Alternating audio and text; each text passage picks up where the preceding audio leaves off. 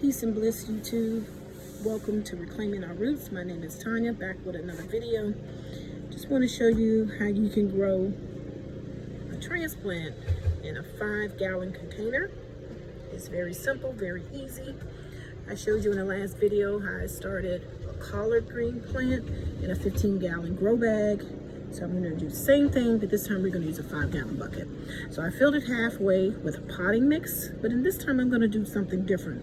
I'm going to do a 50-50 split. Remember I was telling you in the last video how important it is to have organic matter of some sort in your potting soil? Well, I'm going to do a 50-50 split. I have 50%, I'm going to add 50% potting mix with 50% of peat moss. Okay? And I pre-moisten the soil this time. It's not mandatory, but I do find that when you do pre-moisten it, it's just, pre-moistened. Yeah, I mean, it's just, up to you if you choose to pre-moisten or not. It's not a prerequisite. So I'm going to add some worm castings, okay, and about half a cup. I'm going to add my gradual release fertilizer, about 2 tablespoons. Give it a good mix. And what you want to do, you want to do half and half. You want to add your amendments to the bottom half, and you want to add your amendments to the top half. So as the roots matriculate and grow, you want to make sure that there's amendment and fertilizer at the bottom to support your root system. Okay, so that's 50% potting mix with amendments. Now I'm going to add some peat moss. And this is the peat moss that I use. It's an organic brand. And for those of you who don't know what peat moss is, pardon the dust.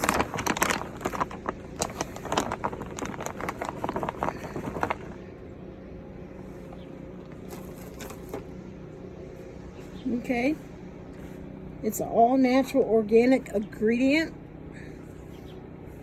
that does an excellent job at absorbing moisture, and it also aerates the soil. Okay, so what does that mean?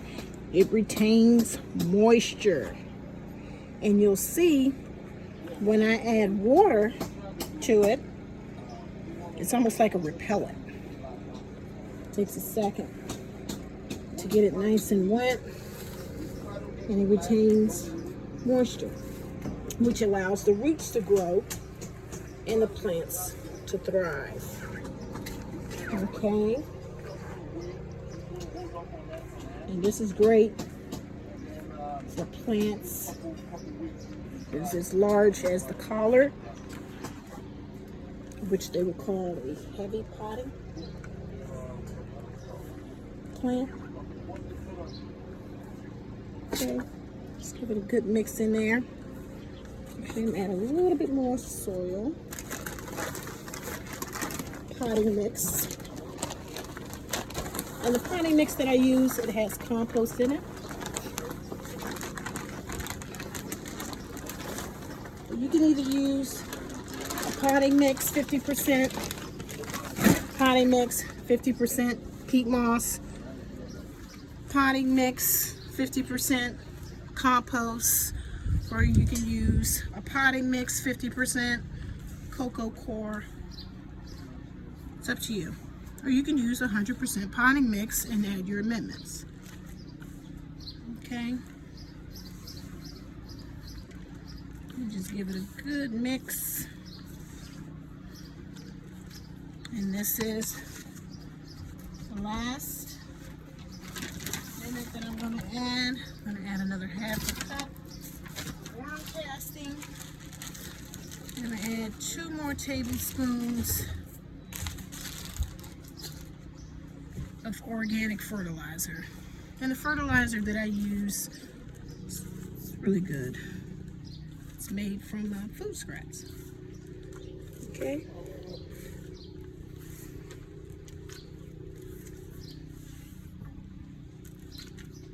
My son told me in my last video, Mom, you really overmixed the soil. I guess I just kind of enjoy it, right? Just want to make sure it's thoroughly mixed. Okay. And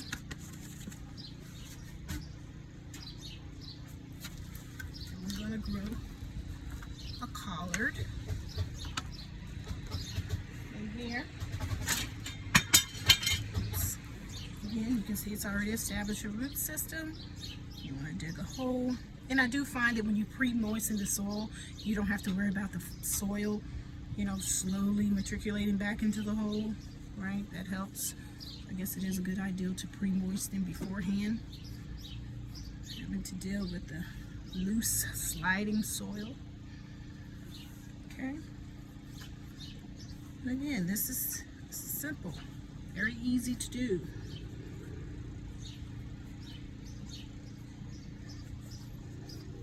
So you can grow a collard green plant in a 5-gallon bucket.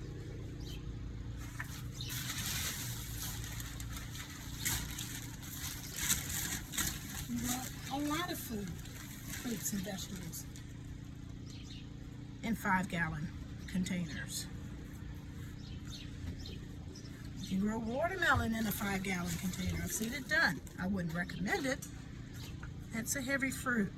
Watermelon, eggplant, squash, collards. This is an experiment. This is the first time I've grown a collard in a 5-gallon bucket. I would recommend for your really heavy producing fruits and veggies, I would recommend a 10-gallon bucket or larger. And that's it. Good to go. I'm gonna give it a good watering.